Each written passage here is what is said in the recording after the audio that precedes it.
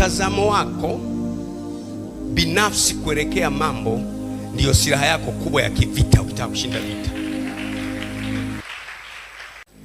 Mtazamo ni namna unavyoyaangalia mambo na kuyapa majina.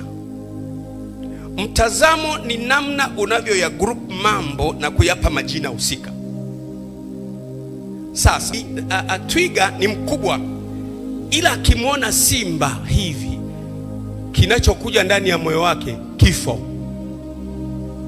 Hajiangalii ukubwa wake na ukubwa wa simba. Akimwona simba tu hivi, wazo linalokuja kifo, anakimbia.